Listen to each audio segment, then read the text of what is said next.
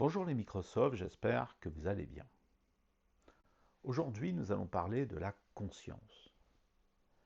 C'est un vaste sujet, difficile à définir et dont on pourrait dire, en paraphrasant saint Augustin à propos du temps, si personne ne me demande ce que c'est, je le sais, mais si je veux l'expliquer à qui m'interroge, je ne le sais plus. L'une des difficultés de cette étude, c'est que ce mot a plusieurs sens, qui ne sont certes pas très éloignés les uns des autres, mais qui couvrent plusieurs aspects du fonctionnement de notre esprit. Être conscient, c'est ne pas être endormi ou dans le coma. Être conscient de quelque chose, c'est en avoir connaissance et en tenir compte. Mais la conscience, et c'est l'aspect qui va nous intéresser, c'est aussi cette sorte de théâtre intérieur où se déroule le spectacle produit par nos sensations et notre activité cognitive. La conscience est aujourd'hui activement étudiée à la fois par les scientifiques et par les philosophes, en particulier parce qu'on se demande si une machine, une intelligence artificielle par exemple, peut être consciente. On va même voir que cette étude va nous amener à parler d'hommes volants, de chauves-souris et même de zombies. C'est vraiment un sujet bizarre. Comme cette vidéo est plutôt longue, je vous invite à utiliser la table des matières qui se trouve dans la description de la vidéo. Elle vous facilitera le visionnage en plusieurs parties.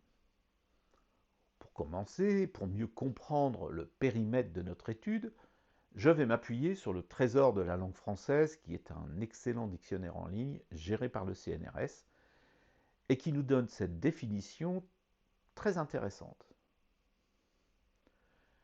Chez l'homme, la conscience est une organisation de son psychisme qui, en lui permettant d'avoir connaissance de ses états, de ses actes et de leurs valeurs morales, lui permet de se sentir exister, d'être présent à lui-même. L'expression une organisation de son psychisme suppose que la conscience n'est pas extérieure au psychisme. Elle en est une sorte d'émanation qu'on peut assimiler à une émergence, résultant du fonctionnement du psychisme. Bien entendu, cette expression ne dit rien sur le fonctionnement du psychisme, et encore moins sur celui de la conscience. Mais on comprend bien que les deux sont très liés. La suite de la définition n'est pas moins intéressante. D'abord, il y a l'utilisation du mot connaissance. La conscience est donc ainsi associée à l'idée de connaître. Non pas dans le sens scientifique, car la conscience n'a aucune valeur épistémique, mais dans l'usage ordinaire, comme quand on dit « j'ai bien conscience de ceci ou de cela ». Par la suite, la définition nous renseigne sur les objets de cette connaissance. Il s'agit de connaître l'état de notre corps, comme lorsque nous avons conscience d'avoir faim ou que nous ressentons une douleur. Plus simplement, l'état de notre corps, c'est aussi ce que nous renvoie notre appareil sensoriel. Et c'est peut-être ainsi que nous avons, si j'ose dire, conscience d'avoir une conscience. Nos yeux voient, par exemple, mais c'est grâce à la conscience que nous savons ce que nos yeux perçoivent. Cette conscience est souvent appelée psychologique, puisqu'elle concerne nos états mentaux. Enfin, on peut avoir conscience de nos actes et de leur valeur morale. Il s'agit là de ce qu'on appelle la conscience morale, qui a été beaucoup étudiée en philosophie. Cette forme de conscience est avant tout importante pour la philosophie éthique, qui n'est pas l'objet de cette vidéo, et je n'en parlerai donc pas au-delà de la définition. La fin de la définition met l'accent sur un point fondamental, qui explique bien l'importance de la conscience. Voici ce qu'elle dit. La conscience permet à l'homme de se sentir exister, d'être présent à lui-même. Pour bien comprendre cette affirmation, il est assez éclairant de regarder ce qui se passe quand nous sommes inconscients. Que ce soit parce que nous dormons ou que nous sommes sous anesthésie, ou même dans le coma. Dans tous ces cas, nos organes, y compris ceux de nos sens, continuent à fonctionner. Mais nous n'en savons rien. et nous perdons cette présence à nous-mêmes. On comprend donc que la conscience est indispensable pour que nous ayons le sentiment d'exister. Et on verra cela à plusieurs reprises dans la suite de la vidéo. On peut qualifier de réflexive cette capacité à percevoir des états internes, qu'ils soient physiologiques, comme la faim, ou mentaux, comme la pensée. C'est un peu comme si notre psychisme observait notre corps, y compris dans son activité psychique. Ce qui veut dire que le psychisme s'observe lui-même. Et c'est pour cela que nous parlons d'une capacité réflexive. Reconnaissons que c'est une situation assez étrange, et c'est pour cela que la conscience est un sujet assez complexe à étudier.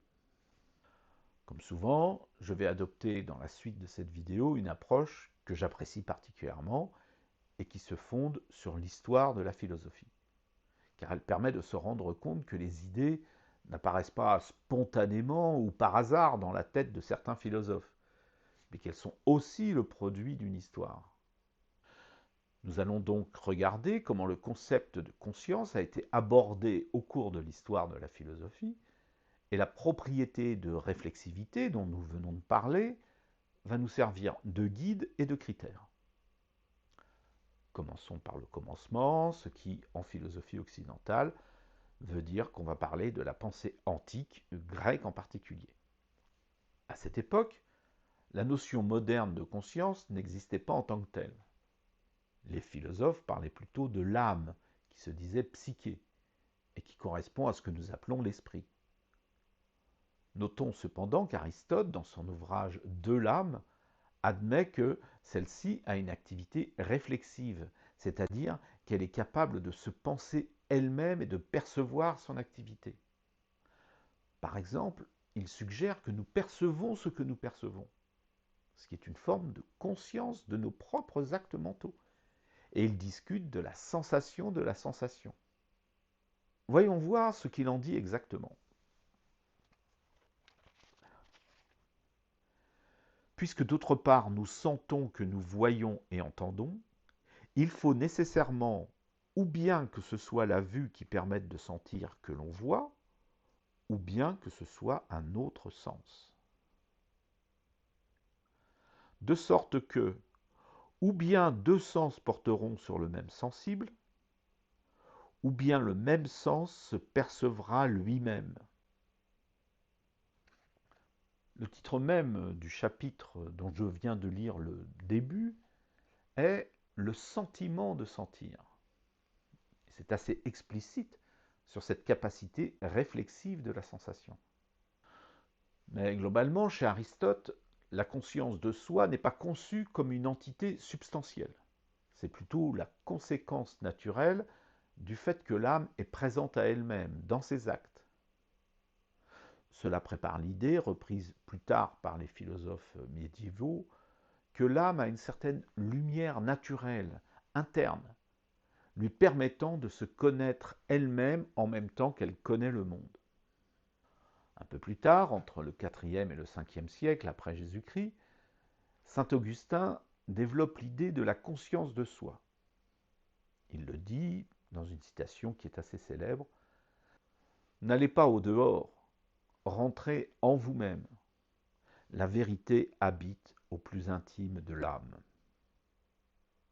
Cette citation met en avant l'exploration intérieure. Pour Augustin, l'âme humaine possède une profonde intériorité, dans laquelle elle peut prendre conscience d'elle-même et de la présence divine. Il développe une véritable philosophie de l'introspection qui n'est possible que grâce à la capacité réflexive de l'âme. Cela l'amène à formuler une sorte de cogito, quelques siècles avant Descartes. Il développe en effet l'idée que si je me trompe, alors je suis. Évidemment, ce n'est pas le fait de se tromper qui prouve l'existence d'un sujet pensant, mais c'est la conscience de cette erreur qui nous amène à supposer que derrière cette conscience, il y a quelque chose qui est. Avançons un peu dans le temps et nous arrivons au Moyen Âge. Et je vais utiliser un petit texte d'un auteur perse qui a vécu à cheval entre le Xe et le XIe siècle.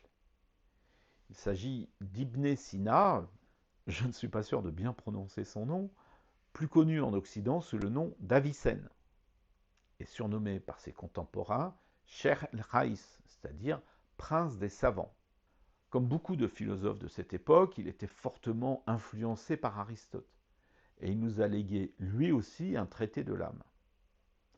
C'est dans celui-ci qu'on trouve le texte dont je vais lire quelques extraits, et dans lequel on trouve cette expérience de pensée dite de l'homme volant.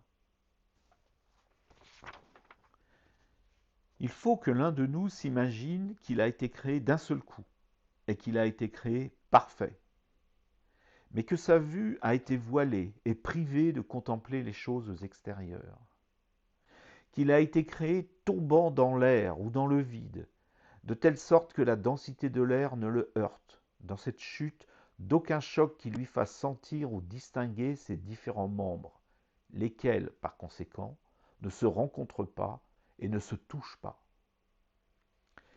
Eh bien, qu'il réfléchisse et se demande s'il affirmera qu'il existe bien, et s'il ne doutera pas de son affirmation, de ce que son ipséité existe, sans affirmer avec cela une extrémité à ses membres, ni une réalité intérieure de ses entrailles, ni cœur, ni cerveau, ni rien d'entre les choses extérieures.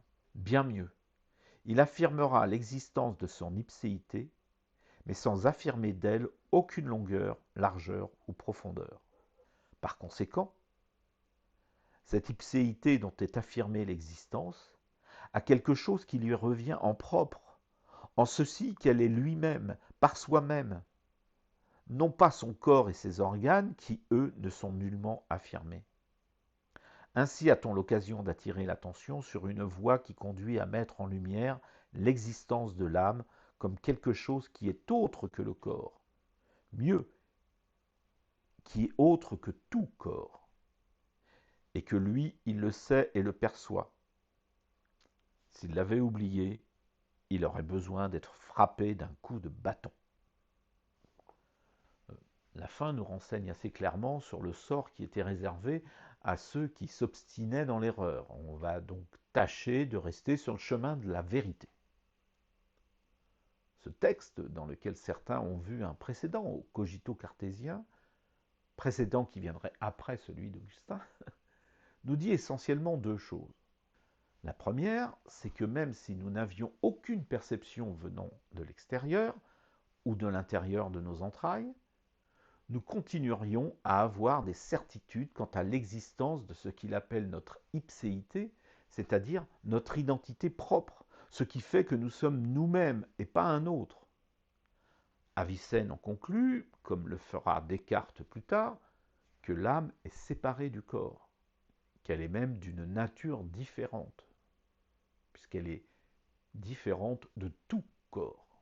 Mais même si on n'adhère pas à cette conclusion à propos d'une âme immatérielle séparée du corps, on comprend quand même que cette expérience de pensée permet de bien saisir comment la conscience participe à notre identité.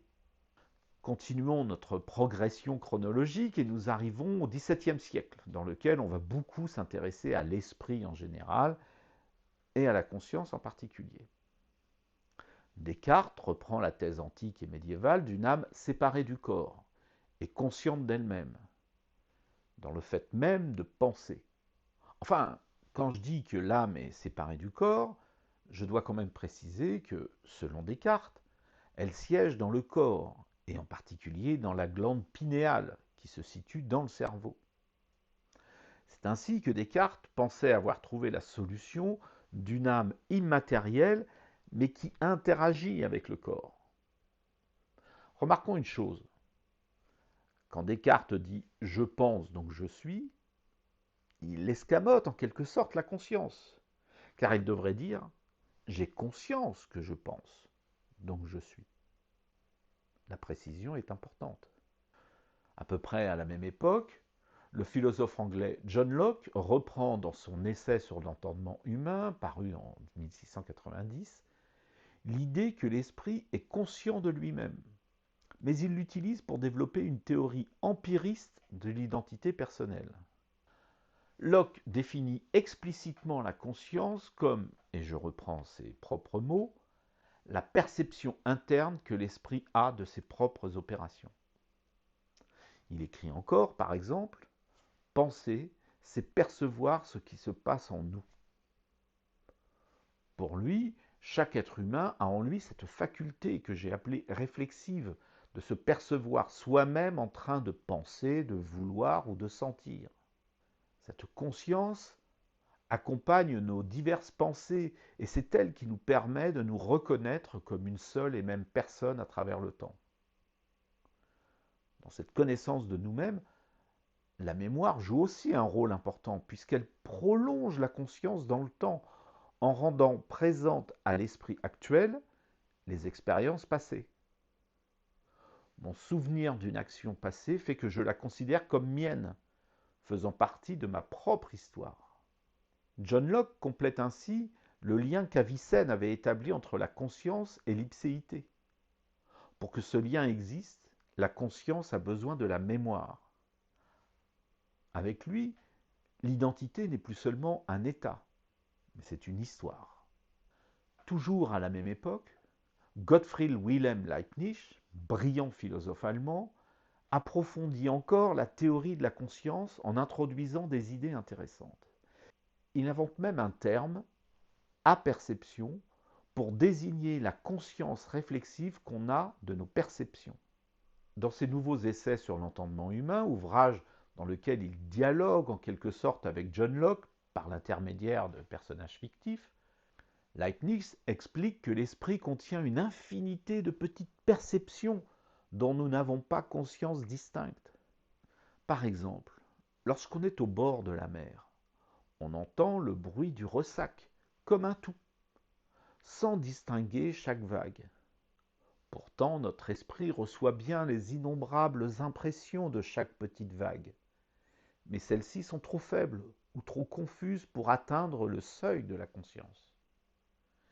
Il y a donc en nous une foule de perceptions inconscientes que Leibniz appelle perceptions insensibles ou petites perceptions.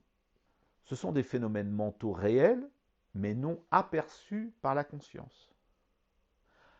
À ma connaissance, c'est la première fois dans l'histoire de la philosophie européenne que l'on parle ainsi de phénomènes inconscients. Soyons clairs, ce dont parle Leibniz ne correspond pas à ce que développera Freud quelques siècles plus tard. Ne faisons pas d'anachronisme, mais c'est malgré tout une étape très importante. Si on suit ce que dit Leibniz, on doit admettre que notre conscience ne décide pas de ce qu'elle perçoit, ou plutôt de ce qu'elle aperçoit.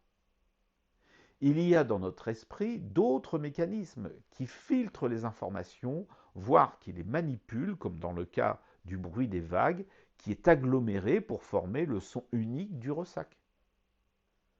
Quelques siècles plus tard, Nietzsche ira même un peu plus loin dans cette idée de l'inconscient. Au début d'Ainsi parle Zarathustra, on peut trouver un texte intitulé « Au contempteur du corps », dans lequel Nietzsche décrit deux raisons. La grande, qui est celle du corps, et la petite, que nous appelons esprit. Et celle-ci est décrite comme le petit instrument et le petit jouet de la grande raison. Notre esprit, c'est-à-dire aussi notre conscience, n'est que le jouet de la grande raison qui est celle du corps, et qui est inconsciente.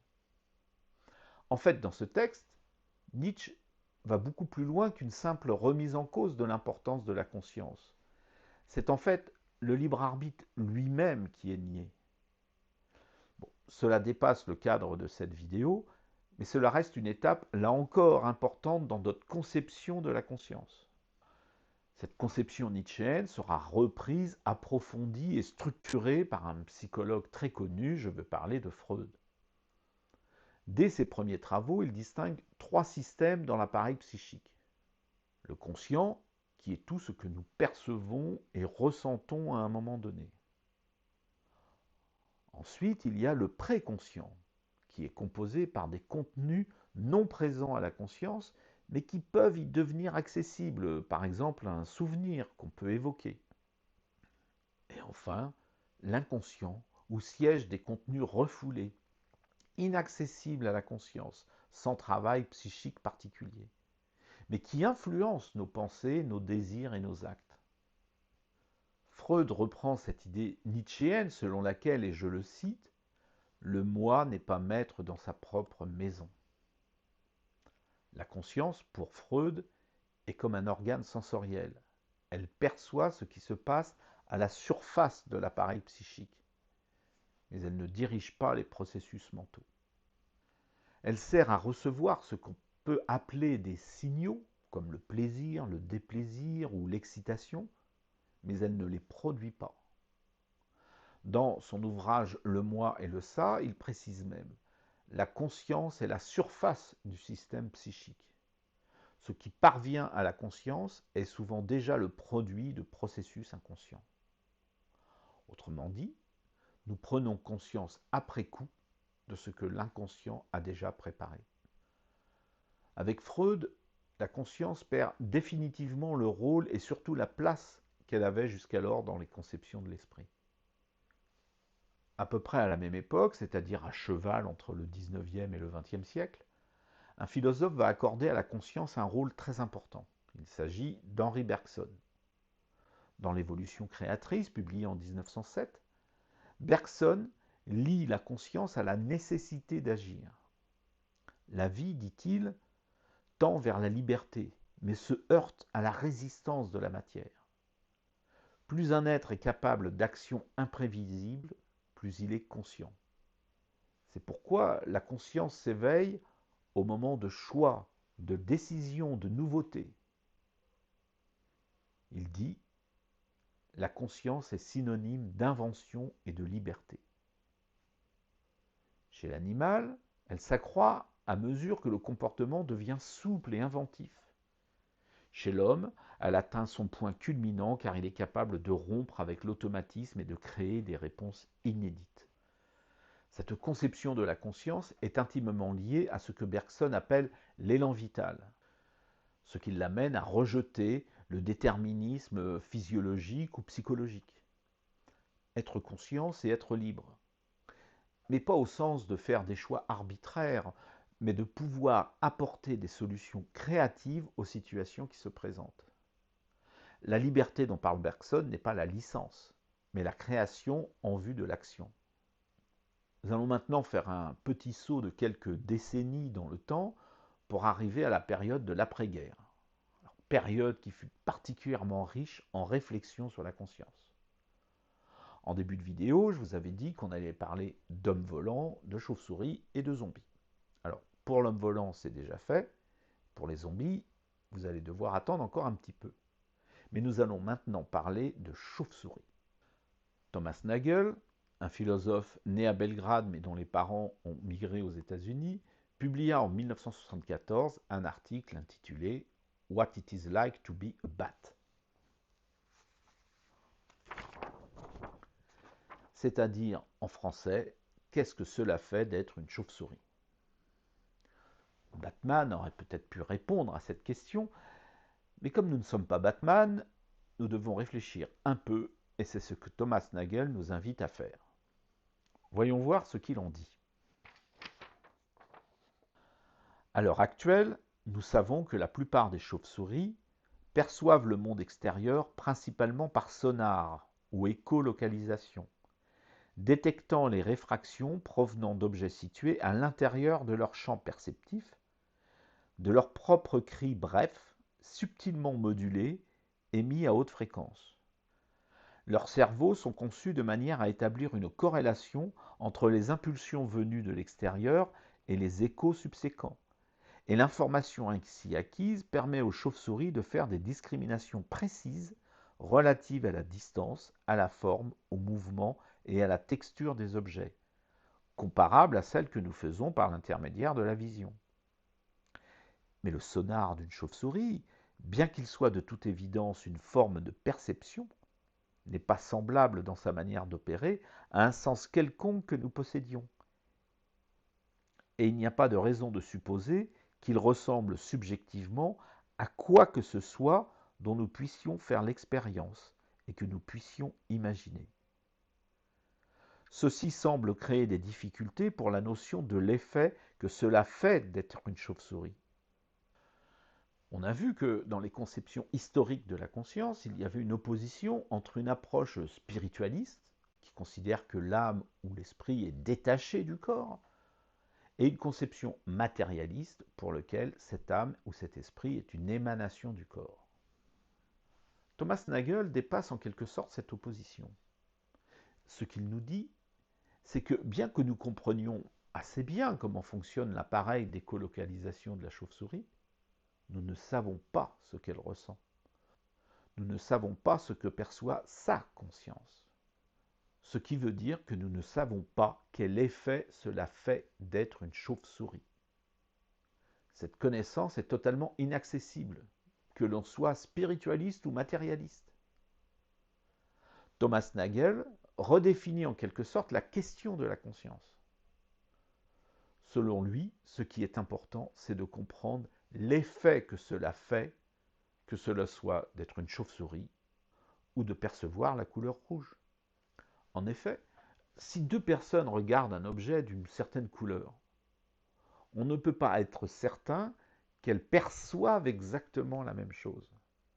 Et je ne parle pas de la qualité de leur système visuel, par exemple si l'une d'elles est daltonienne. Non, ce dont je parle, c'est de ce qu'elles ressentent subjectivement.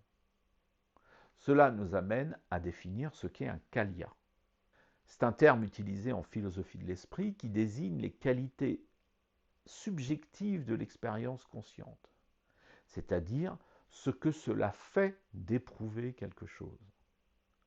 Quand nous voyons un objet rouge, nous ne percevons pas une onde d'une certaine fréquence et d'une certaine longueur d'onde. Nous avons une expérience subjective. C'est cette expérience subjective que nous appelons qualia et que nous ne pouvons pas déduire des propriétés de la lumière rouge, par exemple. Autre exemple, toujours dans le domaine de la perception des couleurs. On connaît très bien les propriétés physiques de la lumière infrarouge ou ultraviolette. Mais nous ne savons absolument pas ce que cela fait de percevoir ces couleurs-là. Globalement, on ne peut pas déduire une expérience subjective d'une description physique. Et là, on s'approche de ce qu'un autre philosophe, David Chalmers, qui lui est australien, va appeler en 1995 The Hard Problem of Consciousness, c'est-à-dire le problème difficile de la conscience.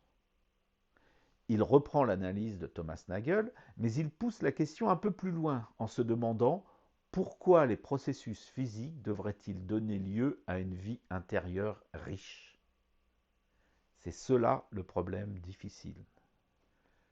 Il distingue ce problème difficile de ce qu'il appelle les problèmes faciles de la conscience, comme la capacité de discriminer, de catégoriser et de réagir à un stimulus de notre environnement, ou bien encore les mécanismes de l'attention ou la différence entre l'état d'éveil et le sommeil. Quand Chalmers dit que ces problèmes sont faciles, il ne veut pas dire qu'ils sont déjà résolus, ni même qu'ils seront faciles à résoudre. Ce qu'il veut dire, c'est qu'on peut penser qu'ils seront résolus dans un futur plus ou moins proche, car ils ne semblent pas incompatibles avec une approche purement matérialiste. Pour vraiment comprendre cette question, je vais devoir vous présenter quelles sont les grandes familles de modèles de conscience subjective qui sont proposés par les philosophes contemporains. La première approche est matérialiste, on dit aussi physicaliste, car elle soutient que la conscience n'est pas une entité distincte de la matière. Elle résulte entièrement de processus physiques, notamment cérébraux. Autrement dit, esprit et cerveau sont d'une même nature. Cette position moniste affirme qu'il n'existe qu'une seule substance fondamentale, la matière, et que les phénomènes mentaux en sont un produit ou un aspect émergent. C'est la position soutenue par de nombreux scientifiques, puisqu'elle est totalement compatible avec les neurosciences.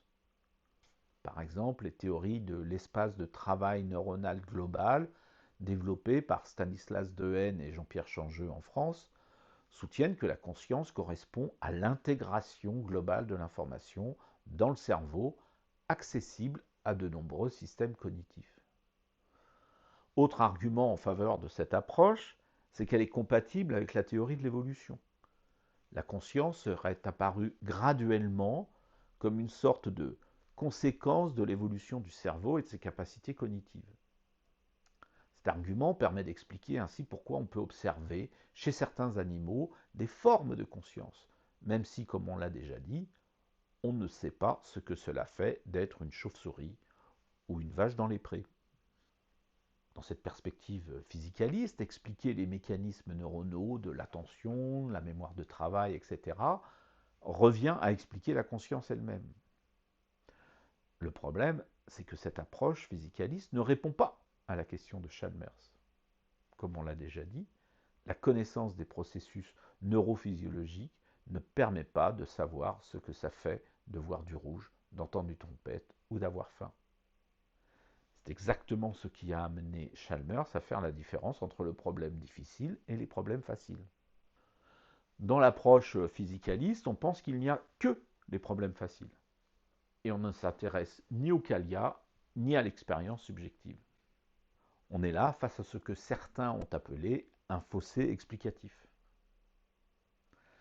Face à ce fossé, on peut adopter deux sortes de négation de la conscience. La première est plutôt modérée et consiste à considérer que la conscience subjective existe bien, mais qu'elle n'a pas d'influence dans les processus physiques ou physiologiques. C'est ce qu'on appelle l'épiphénoménisme, pour qui la conscience est sans importance. C'est un épiphénomène. D'autres, comme Daniel Dennett et Kees Frankreich, vont plus loin et proposent une approche qui me semble assez radicale et qu'on appelle l'illusionnisme. Selon eux, les expériences subjectives que nous avons appelées qualia ne sont pas des réalités fondamentales, mais des illusions créées par le cerveau. Daniel Dennett invite à démystifier la conscience. Et il propose d'éliminer purement et simplement le concept traditionnel de conscience, qu'il considère au mieux comme une illusion de notre cerveau, au pire comme inexistante. Kees Frankreich fait la distinction entre deux niveaux de conscience. Le premier, qu'il appelle la conscience d'accès ou fonctionnelle, est la capacité à traiter l'information, la mémoriser, la rapporter verbalement et à se contrôler. Selon Frankreich, cette conscience existe et peut se décrire scientifiquement. C'est, comme le dirait David Chalmers, un problème facile. Le second niveau, qu'il appelle conscience phénoménale, correspond à ce qu'on a appelé auparavant la conscience subjective. Et c'est l'idée qu'il existe des qualia intrinsèques et irréductibles. C'est cela qui, selon Frankreich, est une illusion. Nous avons une croyance introspective selon laquelle nos expériences contiennent des qualia mystérieux. Mais cette croyance elle-même est un produit cognitif. Autrement dit, nous ne vivons pas avec ces qualia, mais avec la conviction d'avoir des qualia. Il fait une analogie avec la magie, et il compare la conscience phénoménale à un tour de magie. Quand un magicien fait disparaître une carte, nous avons l'impression d'avoir vu quelque chose d'impossible. En réalité, rien de mystérieux ne s'est produit. C'est un mécanisme bien concret qui produit cette impression. De même, l'impression d'avoir des qualia est un tour de passe-passe cognitif. Il justifie cette position par ce qu'on appelle le principe de parcimonie ou rasoir d'Occam. Le raisonnement est le suivant. Si on postule l'existence des qualia, on a créé une entité métaphysique, difficile à expliquer scientifiquement. En revanche, si on adopte l'illusionnisme, on simplifie la théorie de la conscience. Il ne reste qu'à expliquer pourquoi nous avons l'impression d'avoir des qualia, ce qui est une question psychologique et neuroscientifique. On peut cependant opposer deux arguments à cette hypothèse.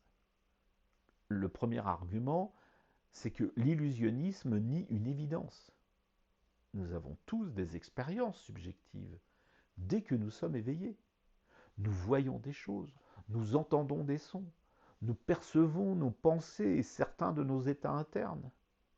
Et toutes ces expériences subjectives correspondent à des réalités.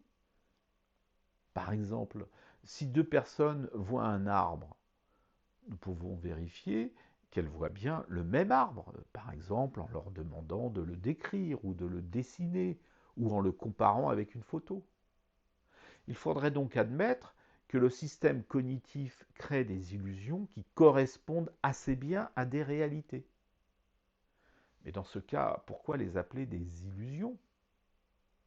L'autre argument s'appuie sur l'analogie du magicien, dans laquelle on décrit une situation avec deux personnages, le magicien et le spectateur. Dans le cas de l'illusionnisme, on comprend que le magicien correspond au système cognitif.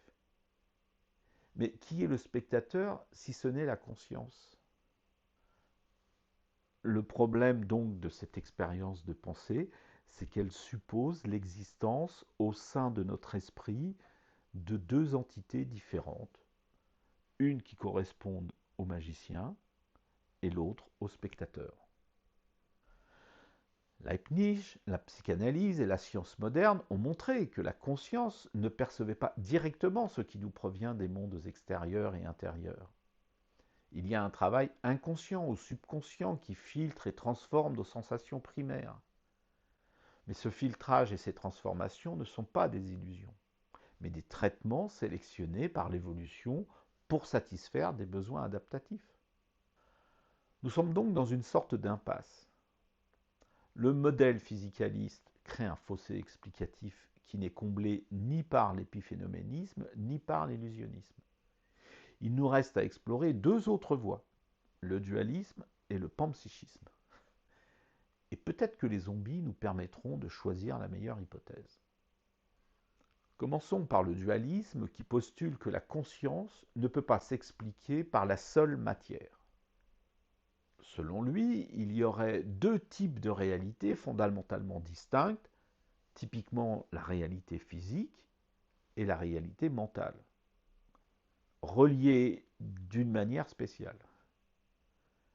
Historiquement, depuis Descartes, le dualisme a pris deux formes principales. Le dualisme des substances, pour lequel l'esprit et le corps sont deux substances différentes, par exemple l'âme immatérielle versus le corps matériel, et le dualisme des propriétés, qui postule que la matière est la seule substance, mais qu'elle possède à un certain niveau des propriétés mentales irréductibles, distinctes de ses propriétés physiques. De nos jours, peu de philosophes de l'esprit défendent un dualisme des substances classiques, jugé difficile à concilier avec la science. Mais le dualisme des propriétés connaît des formes modernisées, dont le point commun est l'affirmation qu'à partir d'un certain niveau d'organisation fonctionnelle, un système physique comme le cerveau se voit doté d'une conscience qu'aucune propriété physique, biologique ou quantique ne peut expliquer. C'est pourquoi ces modèles établissent l'hypothèse que la conscience peut être le fait d'une certaine organisation fonctionnelle qui ne peut se réduire aux propriétés physiques connues. C'est ce qu'on appelle le dualisme naturaliste qui a été défendu par David Chalmers à une certaine époque. Dualisme parce qu'il considère que les états mentaux sont ontologiquement différents des systèmes physiques, et naturaliste parce qu'il croit que ces états mentaux surviennent naturellement dans des systèmes physiques complexes comme les cerveaux.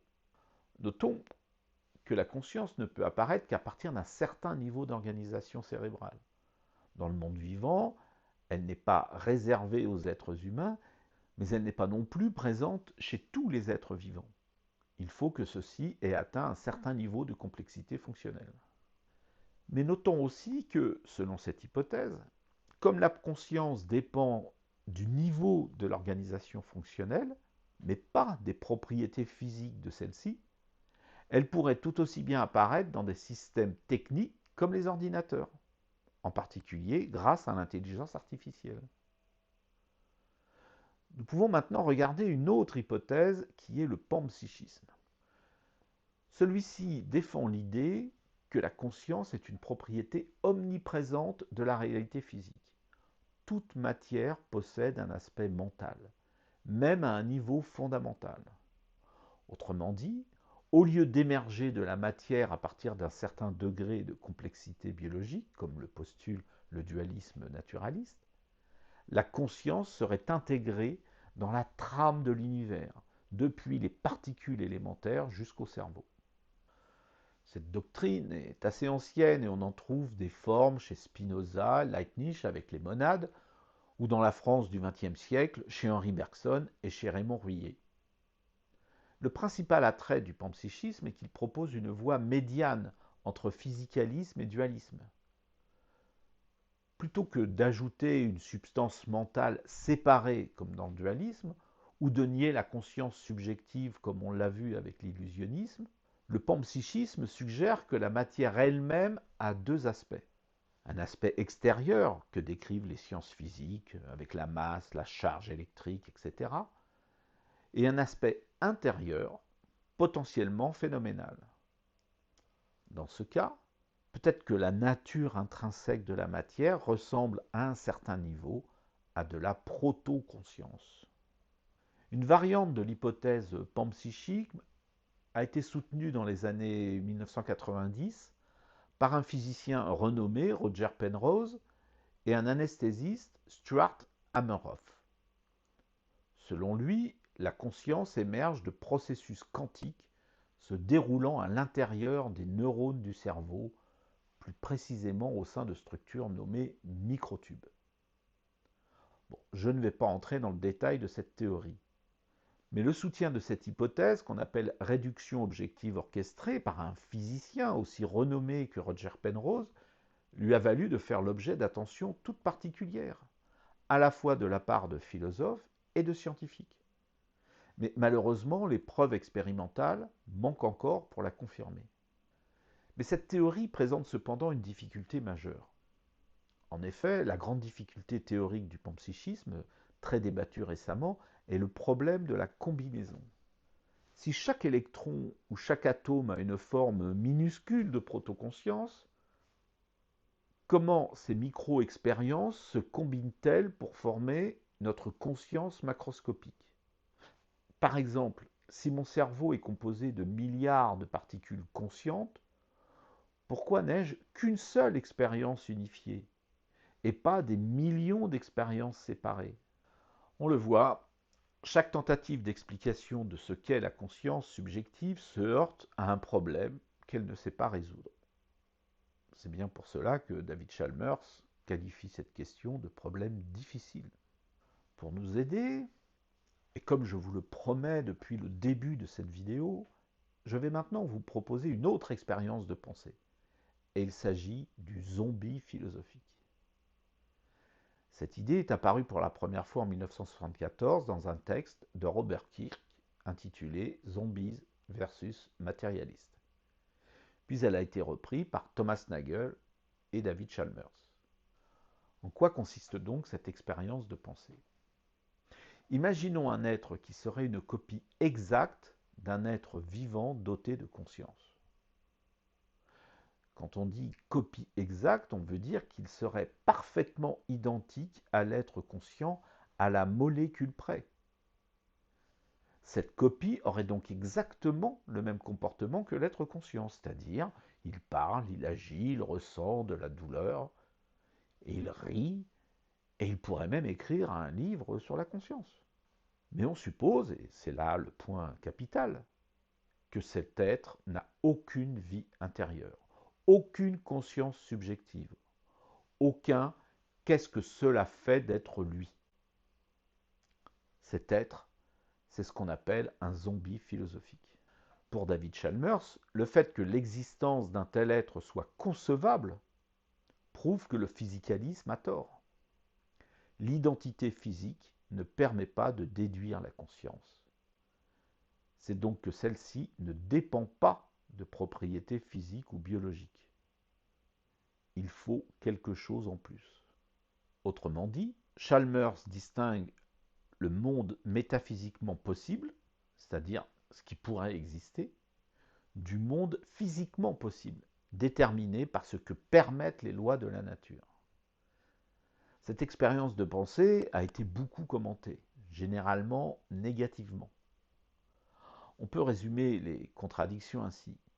Quand David Chalmers affirme que le zombie philosophique est concevable, il considère a priori que la conscience subjective ne dépend pas de la constitution physique. Sa conclusion est donc identique à son postulat de départ. Par ailleurs, une expérience de pensée, même appuyée par un raisonnement, n'a pas de valeur épistémique.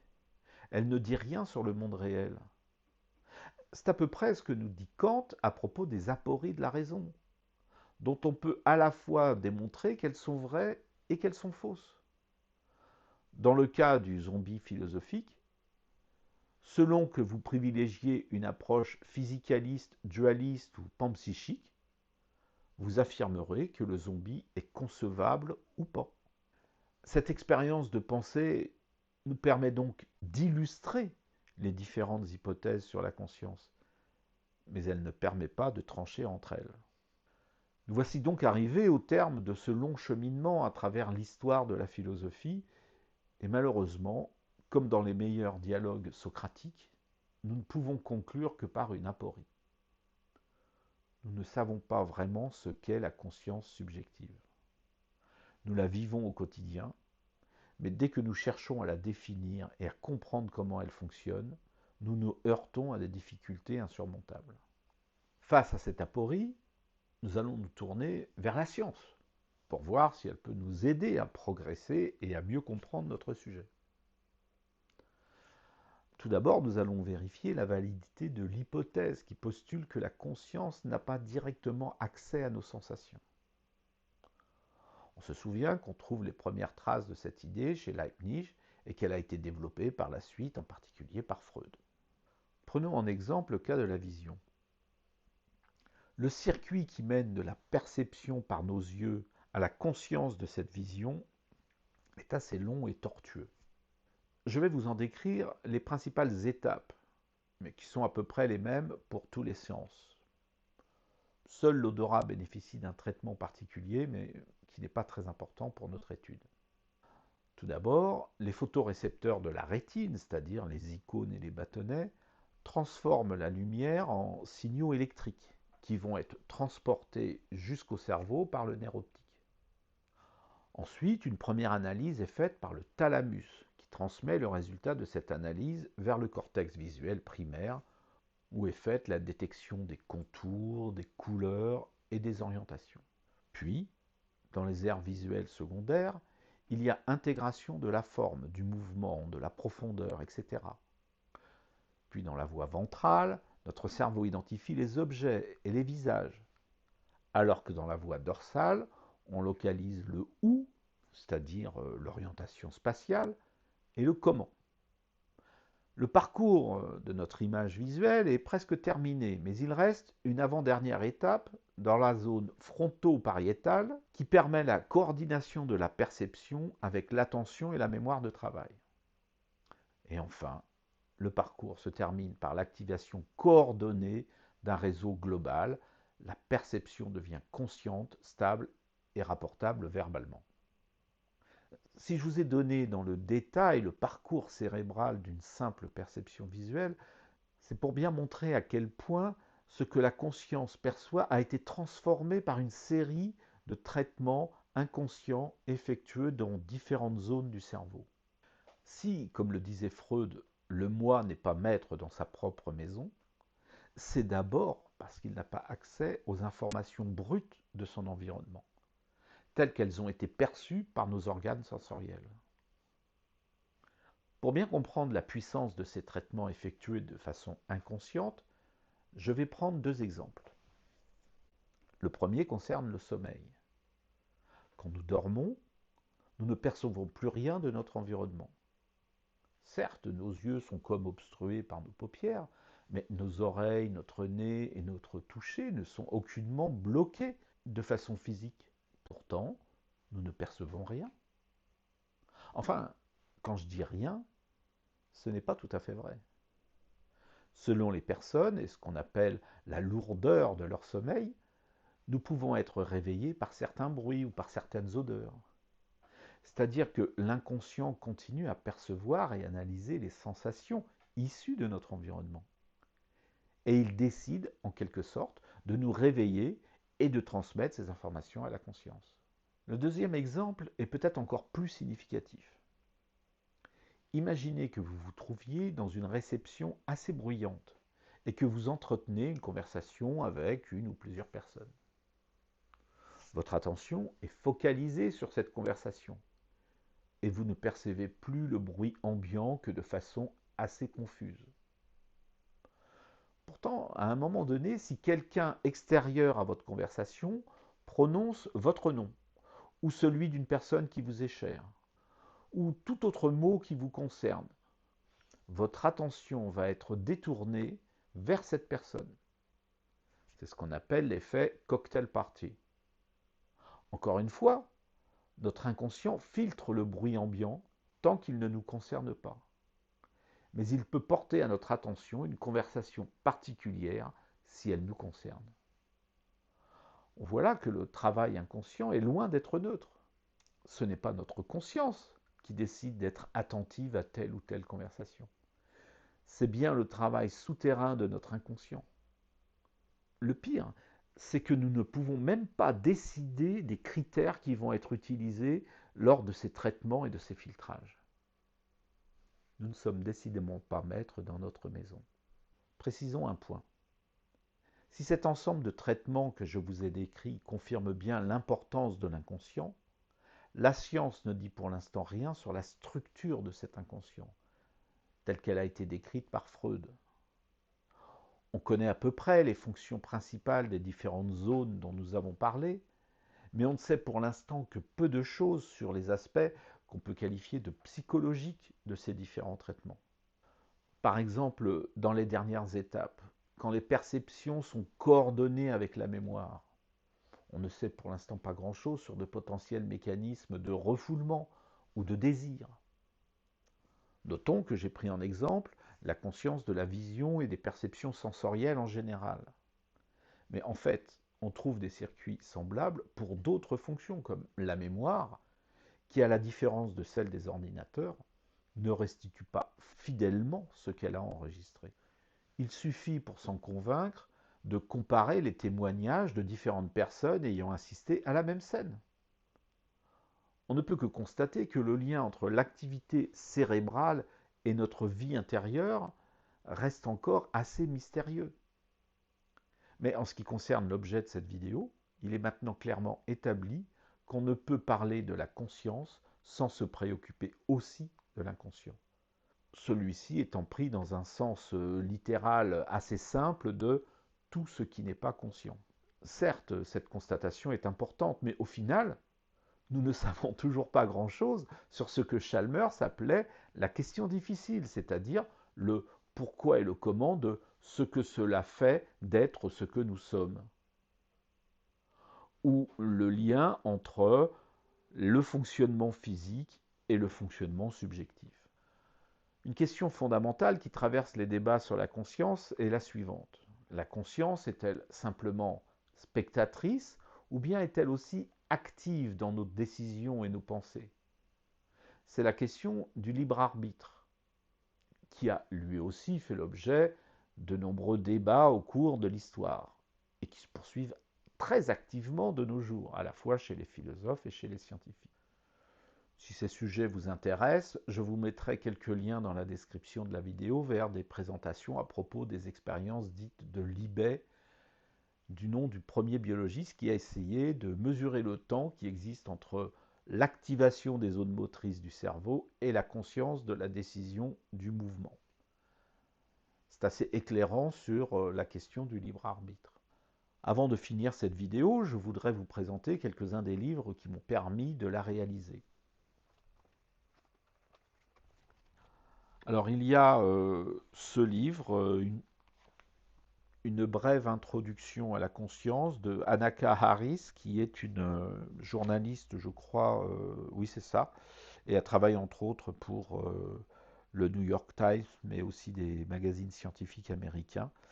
Euh, Elle a un parti pris assez marqué pour le panpsychisme, enfin elle frôle le dualisme par moment. Ensuite, ce livre, donc, qu'est-ce que la conscience, hein, dans la collection Chemin philosophique chez Vrin, d'Anna Ciaonica, j'espère que je prononce bien, résumé plutôt bien fait sur la question de la conscience. Ensuite, il y a ce livre dans la collection Corpus de Garnier-Flammarion, une collection que j'aime beaucoup. Donc c'est une collection, une compilation de textes choisis et présentés par Olivier Putois sur la conscience. Donc celle-là m'a été assez utile, bien sûr, pour trouver des textes qu'après j'allais lire en général dans les ouvrages eux-mêmes. Enfin bon, vraiment très intéressant. De toute façon, c'est une collection toujours très intéressante. Et puis il y a aussi ce livre, Le cauchemar de Descartes, de Stéphane Charpier. Alors Stéphane Charpier, il est professeur de neurosciences à la Sorbonne, et puis aussi directeur de recherche à l'Institut du cerveau à Paris. Donc c'est un livre qui est consacré en fait à la question de la conscience. Il en retrace un peu, comme je l'ai fait, hein, une histoire, et puis bien sûr il décrit les principales découvertes scientifiques qui permettent de décrire la conscience. Bon, là encore, je vous mettrai des liens dans la description, hein, y compris vers des articles dont je me suis servi, dont certains seront malheureusement en anglais, mais n'hésitez pas à me poser des questions dans les commentaires si certains points ne sont pas clairs.